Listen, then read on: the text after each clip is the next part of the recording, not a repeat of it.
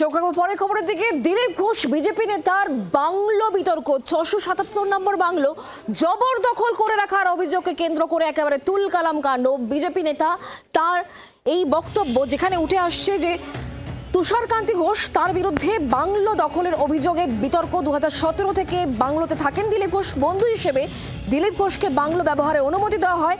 5 বছর ধরে বাংলো দখল করে রাখার অভিযোগ উঠছে। 677 নম্বর বাংলো বরাদ্দ হয়নি। আরটিআই জবাব দেওয়া হয়েছে রেলের তরফ থেকে। অভিযুক্তকে নোটিশ রেলের দুষছে। এই বিষয়ে তৃণমূল কংগ্রেস খড়গপুরে দিলীপ ঘোষের বাংলো বিতর্ক। রেল নোটিশ টাঙিয়ে দিয়ে বুঝিয়ে দিল যে আমরা যেটা বলেছি সেটা ঠিক। তুষারকান্তি ঘোষকে চিঠি দিয়েছে, শোকজ করেছে, তাকে ব্যক্তিগতভাবে হাজির হতে বলেছে 21 তারিখে। এবং এই দায়টা ডিআরএমও এড়িয়ে যেতে পারে না। বিজেপি যেহেতু সেন্ট্রাল গভর্নমেন্টের ক্ষমতায় আছে, বিজেপির সাংসদ এবং প্রাক্তন সাংসদ আইনসভার সদস্য, তাই ব্যবস্থা নেয়নি। আর বিষয় নিয়ে কুণাল ঘোষ তৃণমূল কংগ্রেস নেতা, তার বক্তব্য শোনাবো। দিলীপ ঘোষ তিনি এত বড় বড় কথা বলছেন, কিন্তু উনি খড়গপুরে গেলে যে বাংলোটায় থাকেন সেটা জবরদখল করা। বিজেপির পার্টি অফিসের মতো রেলের ওই বাংলোটাকে ট্রিট করেন।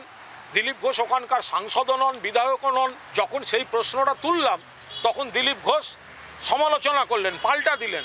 আজকে রেল বলেছে খালি করে দিতে, ওনাকে খালি করে দিতে হবে। এতদিন জবরদখল, শুধু খালি নয়, ওনার কাছ থেকে পুরো ভাড়া নেওয়া উচিত এখন।